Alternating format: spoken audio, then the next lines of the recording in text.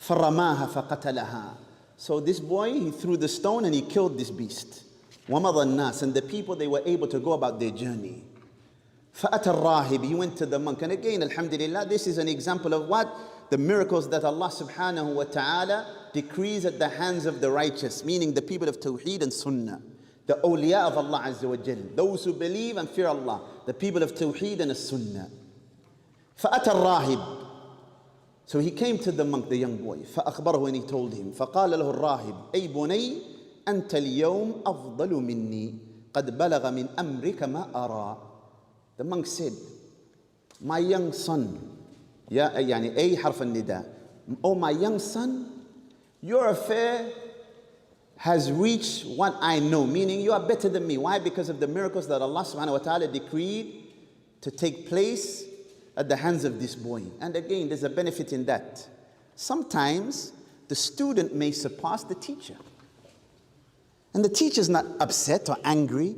Why is he outshining me? Like you see hasad, jealousy in the times that we live.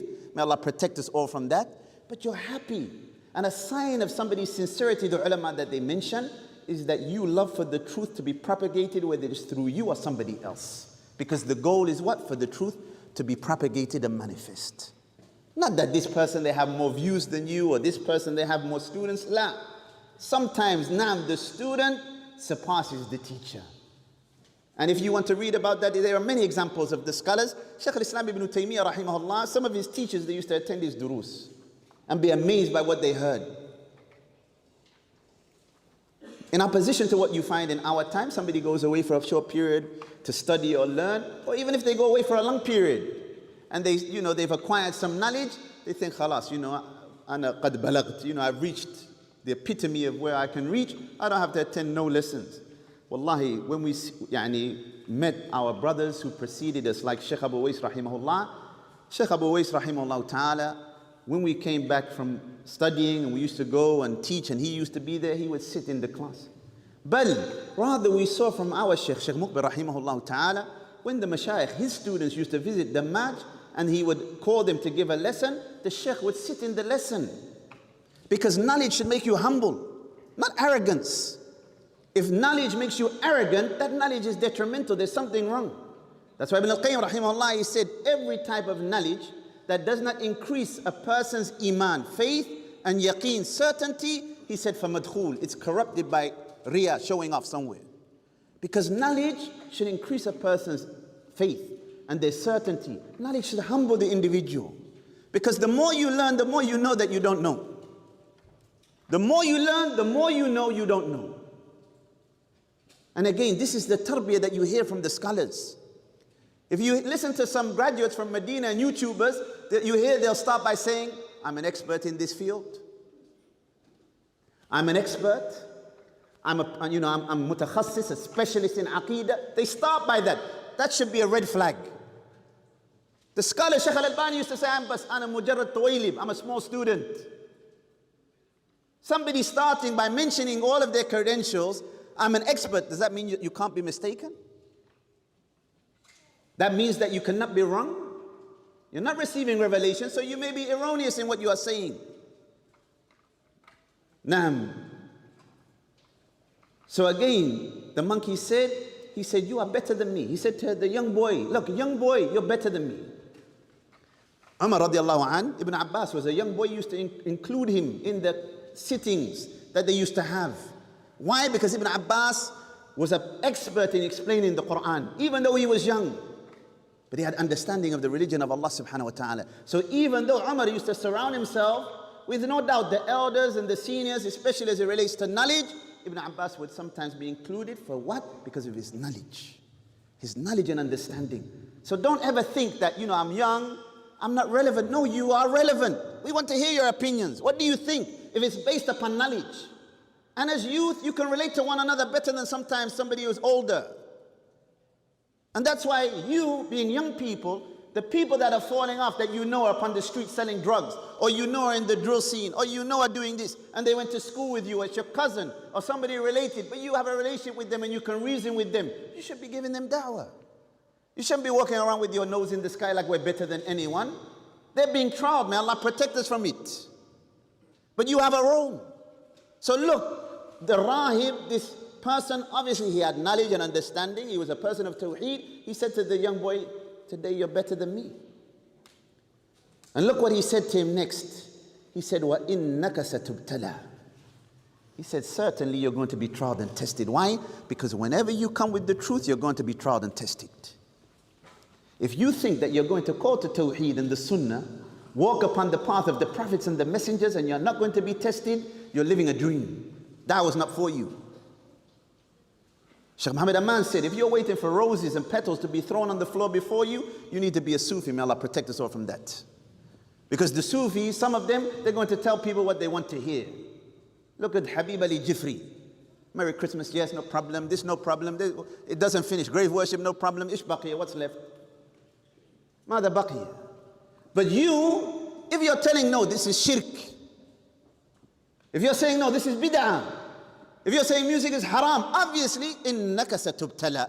You're going to be tried and tested. You're going to upset someone on your journey to the akhirah. So the rahib said, you're going to be tried. And if you are tried and tested, فَلَا تَدُلَّ عَلَيْهِ. Don't direct anyone to me. وَكَانَ الْغُلَامِ يُبْرِهَ الْأَكْمَى وَالْأَبْرَصِ وَيُدَاوِي النَّاسِ مِنْ سَائِرِ الْأَدْوَانِ. And this young boy, Allah Azza wa Jal blessed him. Now, he used to supplicate to Allah Azza wa Jal, and by the will of Allah, he would cure those who were sick. He would heal the blind and the lepers and people with various types of ailments. فَسَمِعَ جَلِيسٌ لِلْمَلِكِ كَانَ قَدْ عَمِيٍ. One of the associates of the king heard about this young boy. He became blind. And you know, when somebody is trialed with an illness, they're going to exert the utmost effort to find some type of medicine or remedy. You know, in our time, people get sick. They can't wait for the NHS. You hear, you know, so-and-so's traveling to Turkey, or they're going to Germany, or this place and that place. Why? Because they want to what? They want to search out the remedy. So this person who is an associate and a companion in the inner circle of the king, he heard about this young boy. فَأَتَاهُ بِهَدَايَ كَثِيرًا. And he came to me, he had many gifts. فَقَالْ مَا هَاهُنَا لَكَ أَجْمَعْ إِنْ أَنْتَ شَفَيْتَنِي. And he said to the young boy, he said, all of these gifts, all of them are for you if you cure me. Again, look at that Aqidah. Look at Tawheed. Look at Iman. The young boy said, فَقَالْ إِنِّي لَا أَشْفِي أَحَدًا. He said, verily, I'm not able to cure anyone. Why? Because Allah Azza wa Jal is the one that cures. And there is no cure except that Allah Azza wa Jal cures the individual.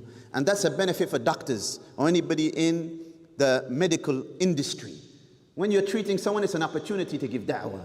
Look, he said, I don't cure anyone. The one who cures is Allah Azza wa Jal. The one who heals is Allah Azza wa Jal. Correct Aqeedah. Why? Because when you teach people that, you're teaching them to place their trust in Allah, not upon you. Anta bas mujarrad al-sabab. You're just a means. Success lies with Allah subhanahu wa ta'ala. Only Allah can aid and only Allah Azza wa Jal can harm. So when you give da'wah in this manner, you are connecting the people to Allah Azza wa Jal. Naam, that's why al-alim, even al-alim al-rabbani connects people to Allah, but I'm just a means. So he said to him, as for me, I can't cure anyone. I can't heal anyone. The one that heals is Allah Azza wa Jal. فَإِنْ أَنْتَ آمَنْتَ بِاللَّهِ دَعُوتُ اللَّهَ فَشَفَاكَ.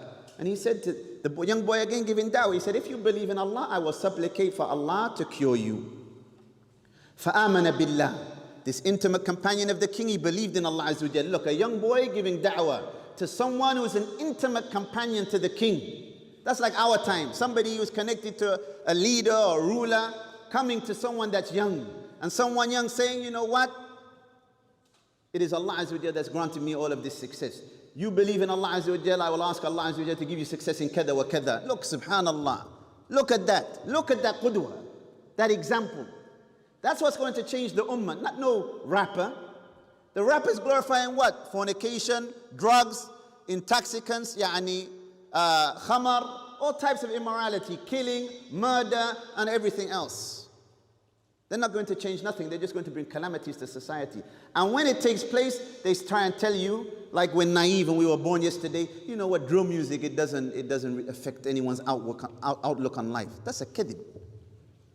I don't know about here. In America, in their music, they're rapping about the ones they killed. Some of them, they're going to the graveyard and they're mocking the dead. And they keep tabs upon the people that they're killing. And the music is entwined into that life. Look where music leads. That's why anyone coming and they're saying, I'm a rapper or I'm a musician and I want to bring about reform to the ummah, هذا يضيع وقت الناس. He's wasting his time and the time of the people. وَيُلَبِّسْ عَلَيْهِمْ. So this man, he believed in Allah Azza wa Jal, and Allah cured him. فَأَتَى الْمَلِكْ فَجَلَسَ إِلَيْهِ كَمَا كَانَ يَجْلِسُ. So he went to the king like he would normally sit with the king, and the king asked him, فَقَالَ لَهُ الْمَلِكْ مَنْ رَدَّ عَلَيْكَ بَصَرَكَ? Who gave you back your sight?